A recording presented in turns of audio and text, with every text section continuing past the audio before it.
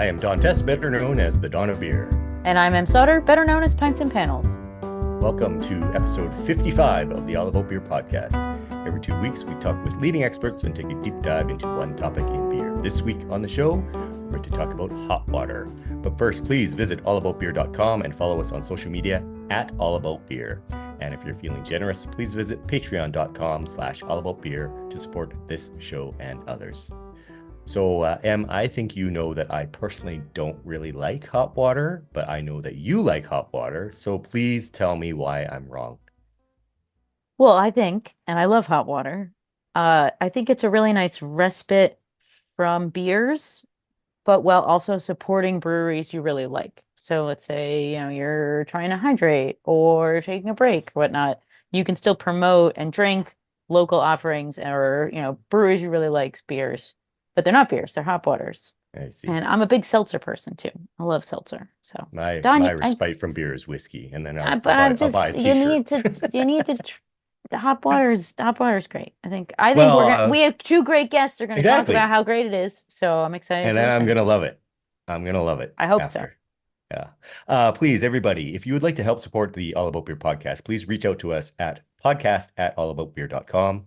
Speaking of supporting the show, here's a word from our sponsors. Welcome to Estrella Galicia, where brewing excellence has been a family tradition since 1906. They're all about lager, rooted in German brewing heritage. Maintaining their commitment to tradition, they brew exclusively in their original brewery in La Coruña, Spain. Each beer boasts its own distinctive recipe. No shortcuts, no compromises. They shun high-gravity tricks and avoid additives, even in their alcohol-free beers, and stick firmly to traditional methods. Their passion for beer sets them apart as they embrace and celebrate the art of brewing. At Estrella Galicia, they love beer above all things. Experience the difference and know more about it on Instagram at Estrella Galicia, USA. Jeremy Marshall is brewmaster for the Lagunitas Brewing Company of Petaluma, California. Jeremy attended the Master Brewers program at UC Davis, California, and successfully completed the Institute and Guild of Brewing and Distilling Associate Membership exam in June of 2003.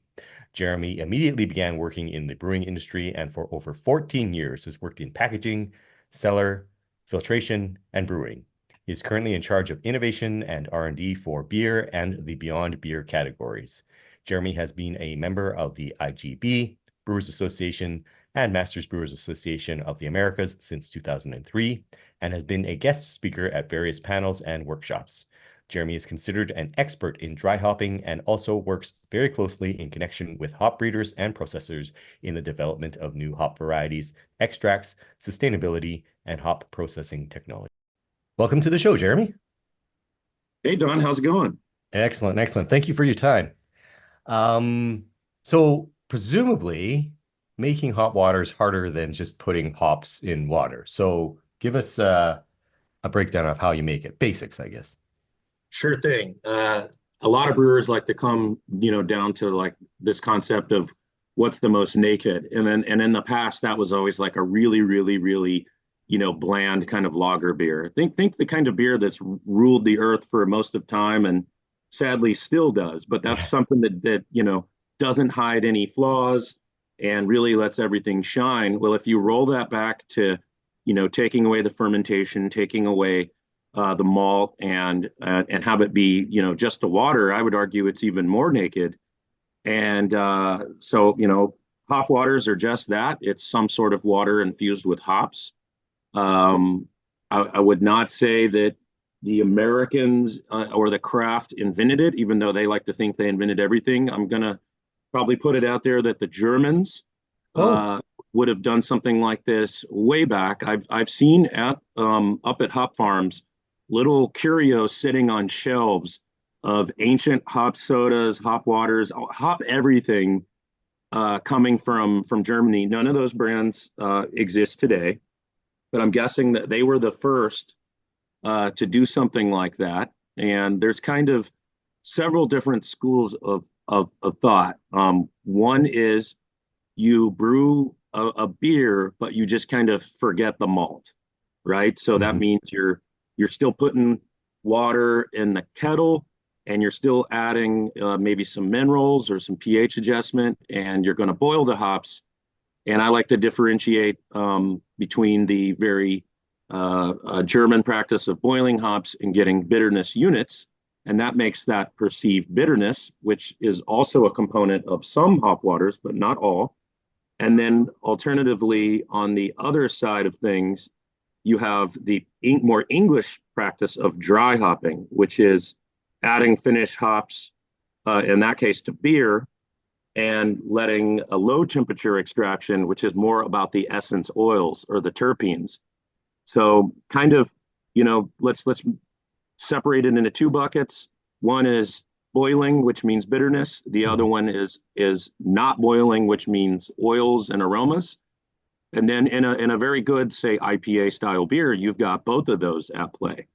And in hop waters, you could have both, you could have one, or you could have only the other. And I would definitely say that the Lagunitas hop waters over-index towards more of just the aroma side. So that's terpene centric or essential oils. And not to get too technical, but I will point out brewers have figured out a lot about all the wonderful different hop oils that are available from all the different hop varieties.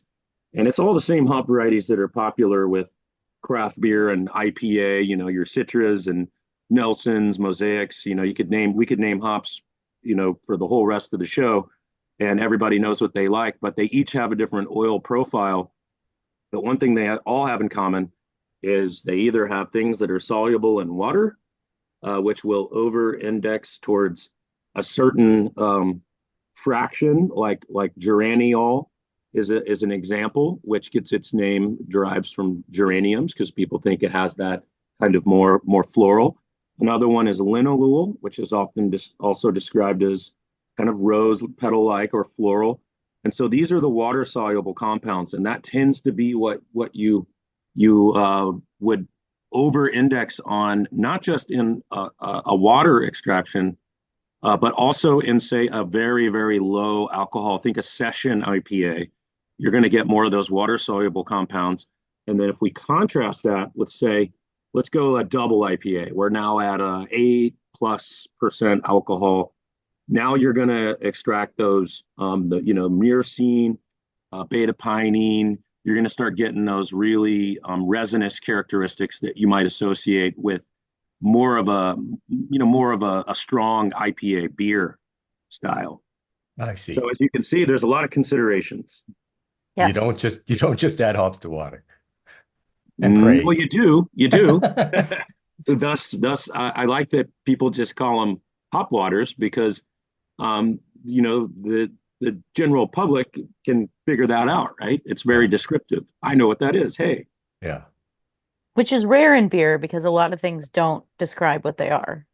Yeah, brewers, especially craft brewers, I think they might have, I'm fond of saying this, but they might have shot themselves in the foot by getting a little too obtuse and arcane and cutesy and coming out with styles that are incomprehensible and names that are like you can't say, and then like cans and bottles, and well, now it's mostly cans that look like they belong in an art museum. And then all of a sudden they lost that average Joe beer, the customer that just is like, well, I want it to be accessible, right? That was beer's big thing. And why we're not wine is we were supposed to open our doors to everybody and make accessible things. And since I'm on this rant, I will say that I feel like the same thing might have happened with hop water, because you noticed hop waters were growing in popularity and they're still growing, but I've noticed that they're not growing in the high rates and numbers that they once were. And I know everything has a lifespan, but I suspect after having a few hop waters out there that were like, whoa, that's like a triple IPA hop water. That's like plowing my face into a hop field. That craft brewers did the thing they're so good at, which is, well, what I like must be what that soccer mom wants to. And that is so not true. Not everyone wants to plow their face into a hop field and pick the lupulin, which would be the resin granules, out of their teeth with the toothpick. We don't, that hop water is extreme, and there are some beer nerds out there that love those types of hop waters. But generally speaking, I'll quote Mark Hughes, who is the Lagunitas specialty brewer and kind of a more of a creative engine here. He once famously said, "I think people," and when he says people, he means not craft brewers. He means just normal people. He said, "I think people like the idea of hops, but they don't actually like hops." And I know some hop farmers, if they hear me say that, that'll Oh, scare them. But I think it is true. They do like this romantic idea, and they love the beautiful form of the vines and the cones dangling, and they like what it does to beer. But maybe they really don't like all the they don't need a just hops in their face and terps for days and all that kind of stuff. 100 BU, So the key with a good hop water and beer is all about balance, right? It's all about finding that sweet spot and really hitting those fruity notes, those tropical notes. I like to say, what New England and or hazy IPA brought to the IPA category, where it wasn't just a nuclear arms race to the most BUs and who can shovel the most hops into their brew. It became all about subtle nuance and fruity flavors and tropical flavors and all those things that you can tease out of hops. And I think a good hop water will do that. Well, you're the reason I really like Hoppy Refresher, it is my favorite, and I'm not just saying that because you are here, because it's softer. I find a lot of hop waters had that kind of pellety note to them. Yeah, And yours has a lot of like aroma and flavor. Like, how did you decide to hop it at the rate that you all did? that's a good question. Just to take everybody through it, the pilot batches of that was roughly 2016, so pre-pandemic, if you will, and we kind of just were thinking about the fact that we made a lot of strong beers, and we wanted something that would just be refreshing. That's all that we were thinking about. So we began doing pilot dry hops with pellets to find out which ones weren't pellety, to use your words. And we could have probably tried some whole cones, but our equipment is more designed around pellets, and pellets are nice in that they've been ground, so you can get a little bit more of a easier extraction. And what we noticed is, especially, that the different varietals expressed, first off, different in water than they did in beer, and then some weren't as pleasant and nice. So we found that hops that tend to be a little, brewers' terms would be dank or sulfurous. Think thiols or I can give some names like your mosaics, your Columbuses, even some Amarillo, late harvest kind of stuff gets that. Some people even say Caddy. We found that those hops did not express as well in hop water, and then we found more fruitier hops, even old school hops like Centennial, but also the one that got renamed from Equinox to Euconaut, which tends to be a little bit fruity in water. And then also some like universal crowd pleasers like Citra, and the list goes on, because when we did the original extractions, there's hops that I regret not playing around with, such as Idaho 7, which I think would make an excellent hop water, but have never tried, and some of the New Zealand stuff that's a little bit softer. So we settled on a blend of a lot of those more fruity hops, and doing a lower temperature extraction in water, and kind of playing off that whole thing, and then avoiding a situation where we might isomerize. And I know I said I wasn't going to dangle out big words, but the isomerize is just back to code word for bitter. We didn't want to make too much bitterness, and just have a bunch of BUs. So that was the other thing we were trying to avoid. So really over indexing on getting the oils and those floral fruity compounds, which I think are very, very important for making, like you said, soft. Makes it soft and not like overly bitter, because water doesn't have any of that malty backbone sweetness, and even alcohol is kind of perceived as like sweet plus solvent. So there's obviously none of that. And without that, it can get unbalanced very, very quickly. And bitter is not refreshing, right? Bitter was there to convince, we'll say like, early evolving humans to like, hey, don't drink that poisonous alkaloid plant. It's bitter because it's poison, or bad for you, or the plant is trying to make something to not have critters, including us, we're just big critters, eat it, right? It's doing that for a reason. So it's always good to think about, like, why do we have this perception of bitter, or perception of sweet, sour, all of that now sensory scientists turn into a whole thing. I think they call that like sensory science and olfaction, right? You only taste a little bit, but you smell a lot. So most of what you think you taste, you actually smell. Right. You sort of touched upon some of this earlier. I was wondering if you could touch upon a couple of the things, maybe some of the non-obvious things that you have to think about when you're making hop water, like pH levels. Presumably you're doing pH levels, and like you were talking about how your boil is shorter, or maybe not even a full boil. So like, are you trying to Yeah. hit pH levels and mineral adjustments and things like that, similar to beer or dissimilar from beer? Mineral adjustments is an interesting one that I think brewers overcomplicate, minerals. I think it's good to celebrate the water to the area you're in. So the way brewing minerality works is you have the location of the earth that you're on, and then you have whether or not your water is surface water, or deeper stuff like wells, or it's just touching that surface rock, and it leaches out the character. And typically, the with beer styles, the style is associated from the famous place of that style, and then that water becomes that. And I don't find that the minerality is as important as, say, the pH. Okay. Generally speaking, I like to go with beer pHs, just because we know what they do. But I do think that hops extract and express a little differently in a more acidic situation than a more alkaline situation. I know that brewing scientists have proven that I think it's higher pHs are actually better for getting bitterness units.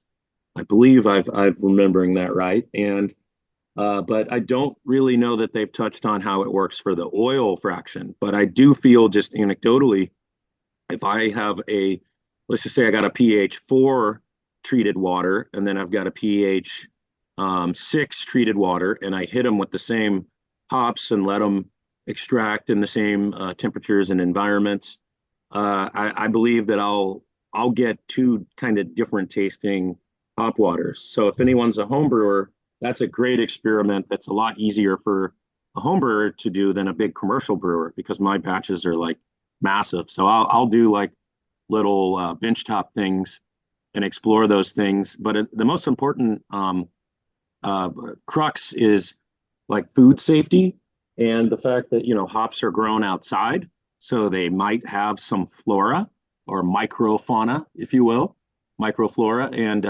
And it's not to say that hops are associated with unfood safe things. Your hops don't typically have toxin producing E. coli or salmonella or anything like that.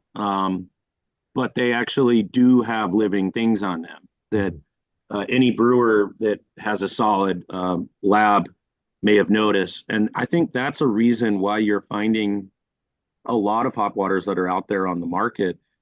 They could either be pH treated to be a little lower for food safety, or they might be pasteurized, or they might be both. Because there is such a thing as non-toxin producing E. coli. And, if you're a big brewer, then you're kind of the opinion, classic home brewer is like, the only microbe I want in there is the one that I put in there, right? Mm-hmm. Which is another way of saying, if there's something in there that you don't know about, that's bad. That doesn't belong. So I think that is kind of a quick, easy way to say, well, maybe I do want to boil it, right? Because if you boil your hops, you're going to kill any microbes that might be on the hops, and you could kind of achieve the same thing with low pH. It all comes back to like food, like pickling things or using acidic things to kind of like cook with, in quotes, the food. But you could strike a happy medium. I've had some hop waters that were made using like the classic like homebrew pasteurization, like that you might do with like fresh fruit. If you were going to add fruit to a brew, you might hold it at, say, I'll switch to Fahrenheit since I know we're in the United States, say 155 or 160 for like X amount of minutes. And they kind of strike a compromise between not getting too many BUs or bittering compounds with letting the survivable essence oils come over, but also making something that's food safe. True. I always think about a lot of people don't realize that it's not food safe because there's no booze. Yeah, there's no booze. Fermentation drops the pH. It creates a very, very inhospitable environment because the other thing that uh, uh, fermentation does is it removes all the oxygen, which is a good point to bring up that uh, I haven't really experimented with making hop waters with just like tap water. It tends to be that you make it with water that's had the oxygen removed, which could just be simply achieved by boiling the water and then cooling it down because that removes oxygen. Also, what brewers call stoning the water, which would be that same stone that you might use to aerate your wort. You could use to carbonate or a carbonation stone, and you could bubble CO2 to kind of strip the oxygen out because oxygen is still an enemy of hops, right? Think about the first thing the hop farmers and processors do. They get those hops dry so that they're not going to mold, and then they very, very, very quickly, remove all the oxygen and either nitrogen purge them into foil packs or vacuum seal them. You got to get that oxygen out. So I think it's safe to could apply the same type of philosophy to your hop waters. Awesome. Jeremy, before we let you go, can you share a social media handle so people can follow along as to what Lagunitas is doing? I'm such not that guy. Well, we will It's ask funny. our listeners just to search for Lagunitas on Yeah, all yeah, social yeah. I media. know. I know. Our website is just lagunitas.com, and I know there's social media on there. I should know what it is, but I'm not like posting on there. Okay. Uh, Well, that's fine. At Lagunitas Beer. Perfect. There you At go. Lagunitas Beer. Thank you, Jeremy. Appreciate your time and your expertise. I learned a lot and gained a new appreciation for hop water. So thank you. Jeez. yeah. Thanks, Don and Em. Till next Cheers. time. Cheers. Yeah, cheers. Thanks. And we'll be right back with Doug Valicki of Revolution Brewing to talk about marketing hop water. If you enjoyed the All About Beer podcast, please thank our sponsors.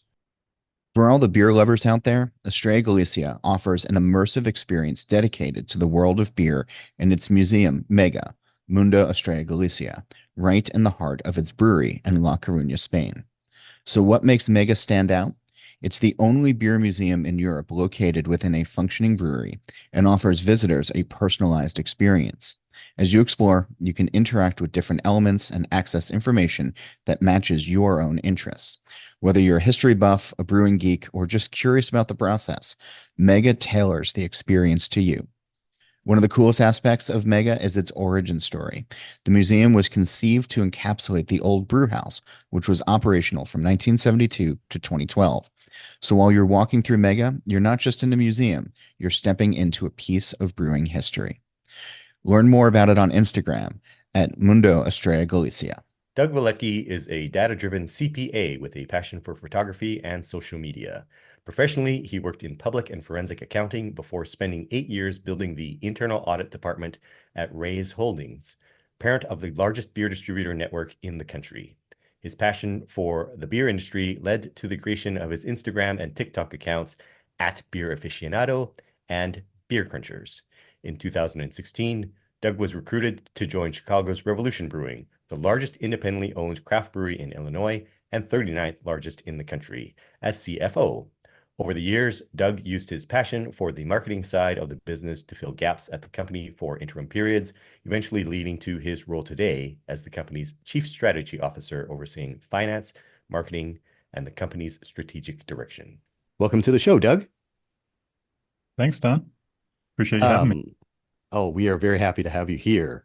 First, please tell us a little bit about Revolution's hop water, which I understand is called Super Zero.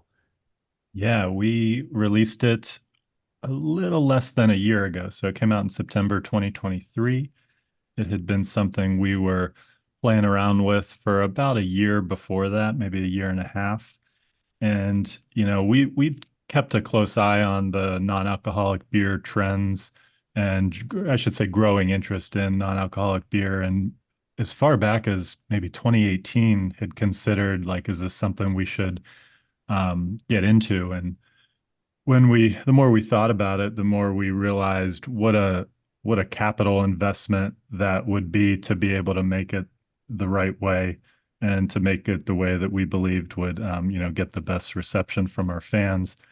And we during that time, while thinking about it, while researching what it would take to make NA beer, we saw a few of these hop waters come about, most notably Lagunitas. I think they deserve credit for being the first one to really create this new category, and really liked the potential of it and thought we could make a pretty exciting, different one, and knew that we kind of already had what it took to make this. So it wasn't something that necessarily had to be huge. Like if we made NA beer, the amount we would have to invest back into our brewery would kind of require it to become this massive category of ours, which we weren't as confident we could do as a brewery who's kind of built itself on the alcoholic beer occasion.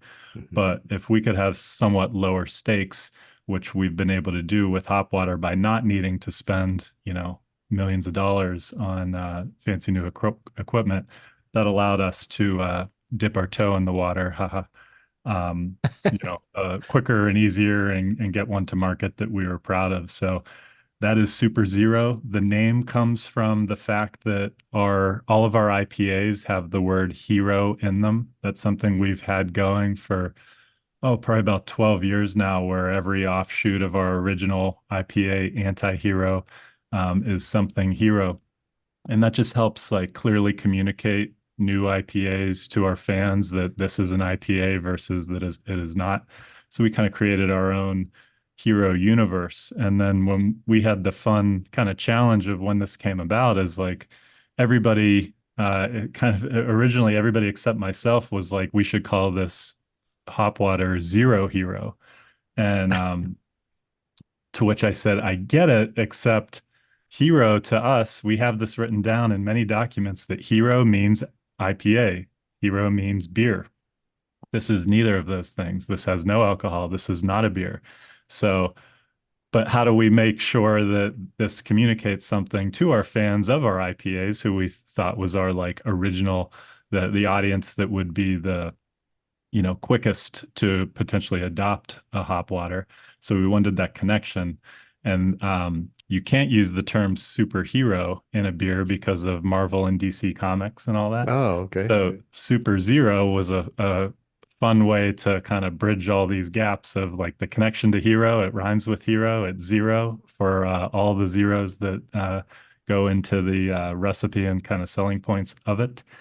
And it's the play on superhero too. So I do want to say, I know, we are talking mostly about your Super Zero, but since you brought up all of your hero beers, I think it was a great coup that you were able to convince Taylor Swift to write a song about your beer, Anti-Hero. I think that's fantastic. Not only did she, but she released it just a few weeks before Anti-Hero's 10th anniversary, where we had the biggest like campaign and celebration and like first time doing like big billboards and all that.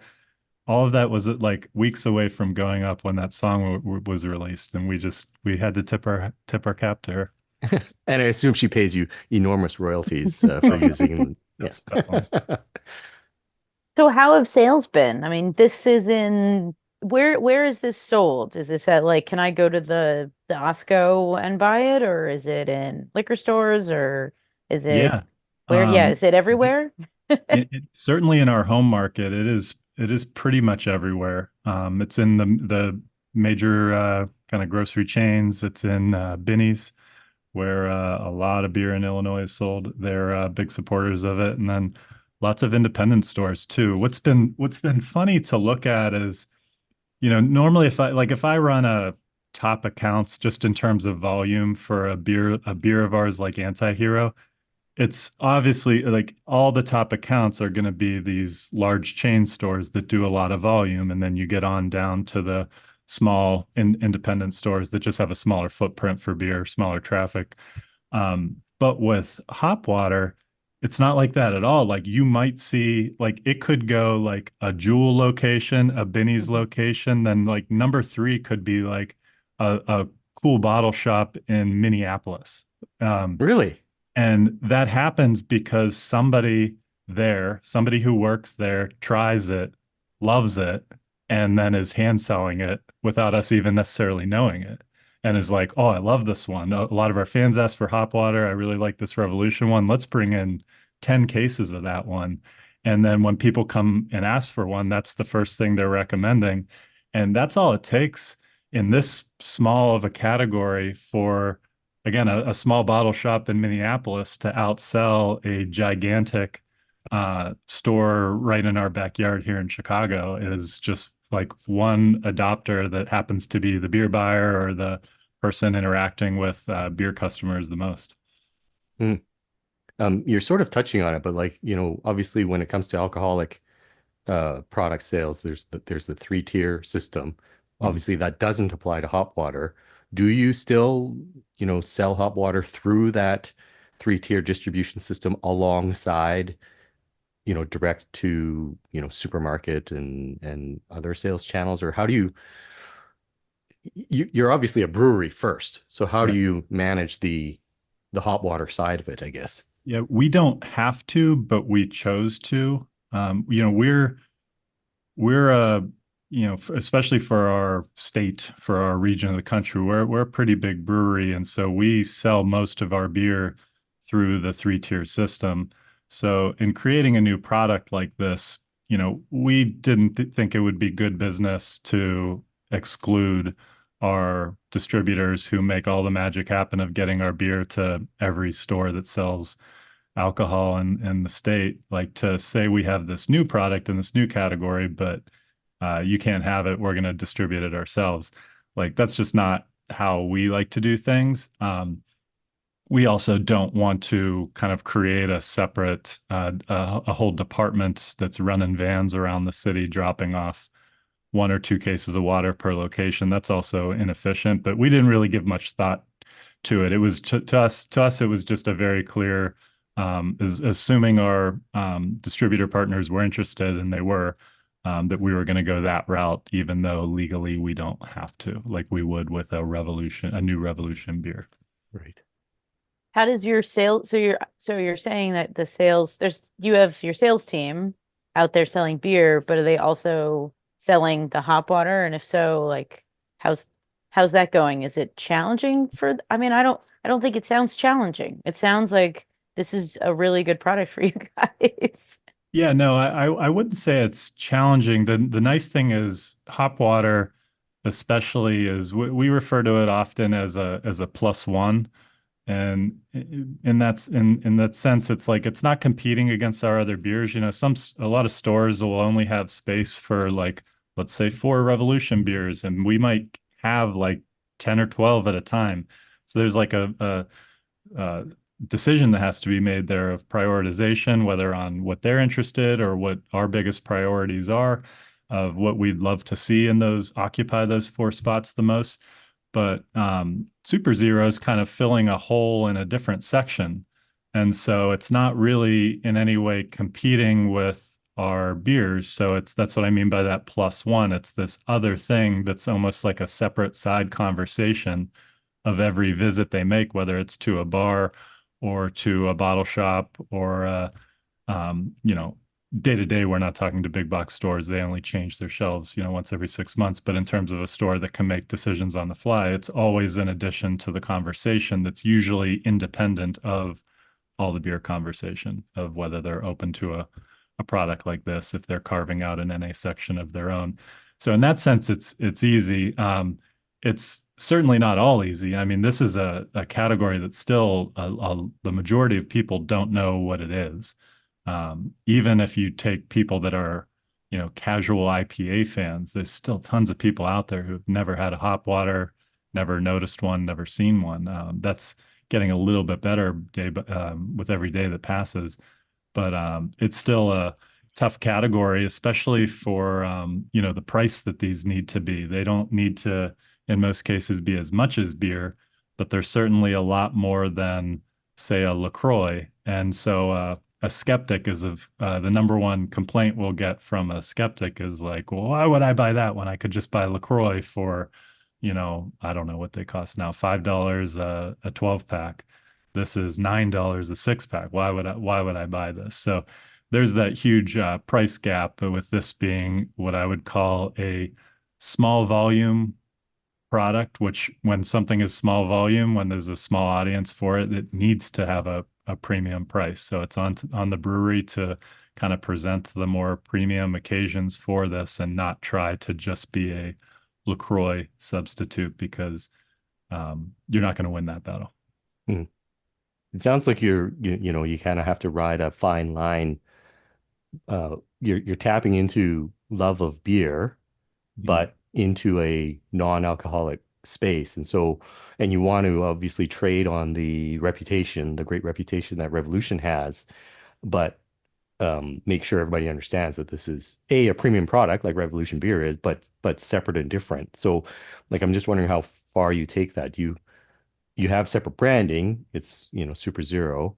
Do you have separate social media accounts or, how We separate do you have it? we don't. I mean, I've been thinking about that as recently as this week. The reason why we don't is because we have a very lean team that does our social media, and they have, between we're talking about this daily of between having a restaurant, a tap room, um, 10 different states, 10 or 11 different states that we're in where we sell beer. There's a nonstop stream of asks of our very small two-person team that does all communications, including social media.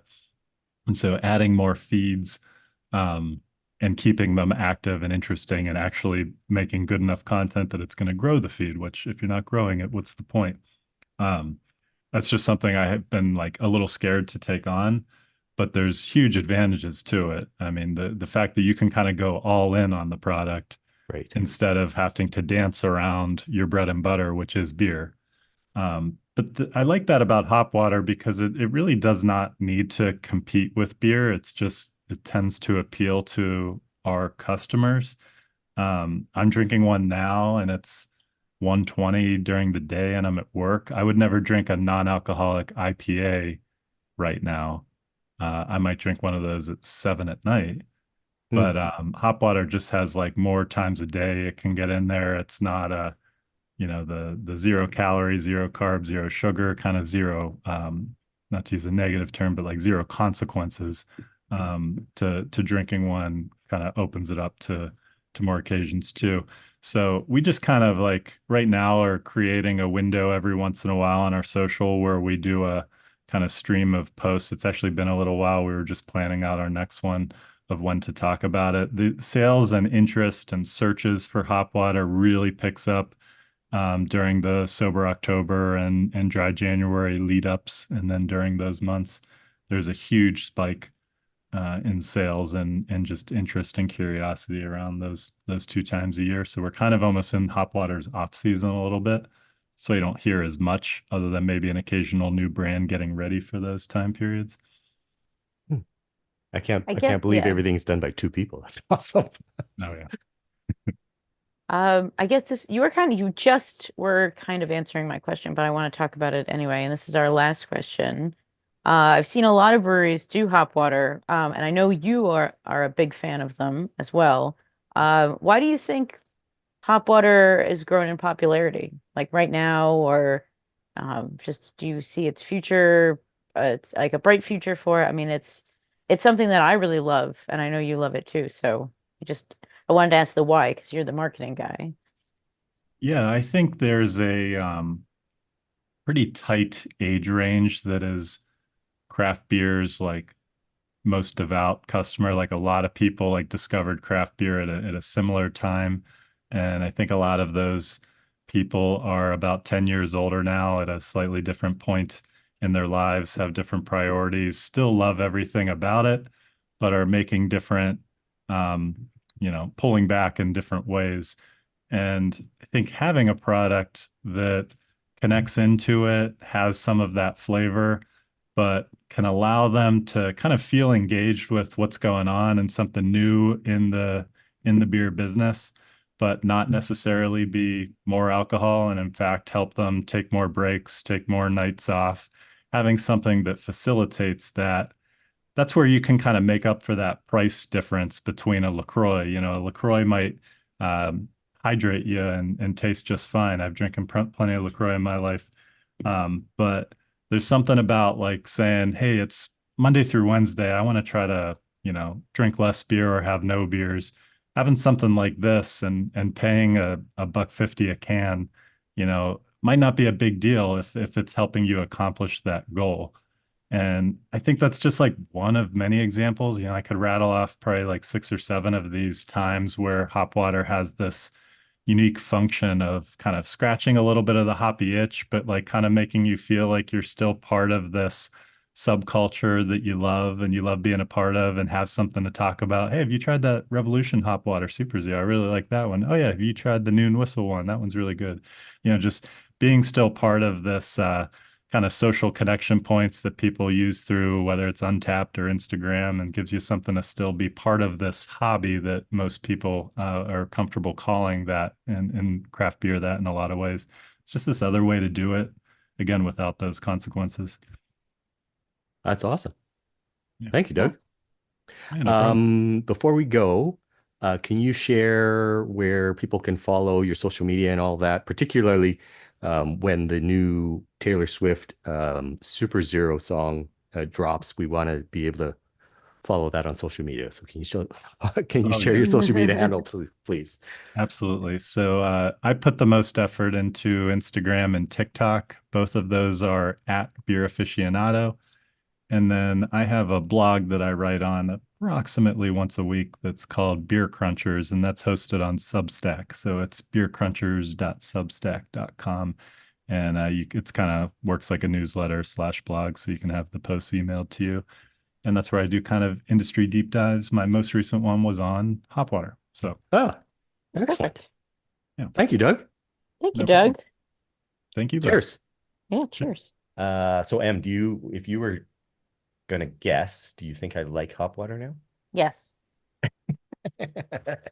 Well, at least the marketing side and like all the nerdy stuff I like the nerdy stuff. I'm gonna that try Jeremy some was hop talking water. about. I mean, it's not the thing that people need to, it's not just Hops and throwing water. hops in water. Yeah. There's so much stuff that, like it's like almost making beer itself. So I think you should like it. Even if you don't drink it, can you at least say you'll respect it? I respect All it. I right, there we respect go. you That's too, all. Em. So, I Ah, have I also respect that. Look at this. That's lovely. Oh, everybody, please visit allaboutbeer.com and follow us on social media at allaboutbeer. And if you're feeling generous, please visit patreon.com/allaboutbeer to support this show and others. If you have questions for the experts, please email us podcast@allaboutbeer.com. That's also the email for feedback, suggestions, or to inquire about supporting this show through advertising. Em, how can people reach out to you? I am at Pints and Panels across all social media, and my website is pintsandpanels.com. What about you, Don? I am at the Dawn of Beer on X, Threads, and Instagram, and people can drop me an email at dawn@thedawnofbeer.com. If you enjoy this show, please share it with your friends, post about us on social media, tag your pictures of hot water, and like and subscribe to the show. Please help us spread the word of good beer and hot water. Here is a final word from our sponsor.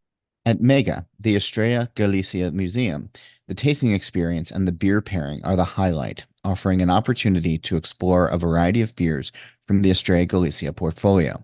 Mega is a must-visit for anyone interested in beer, history, or Galician culture. It's a place where you can not only learn about the science and craft of brewing, but also immerse yourself in the heritage of Estrella Galicia, Spain's most beloved beer brands. So, whether you're a beer aficionado or just curious about the process behind your favorite drink, if you're planning a trip to Spain, I recommend not missing the chance to visit Mega and discover the world of Estrella Galicia.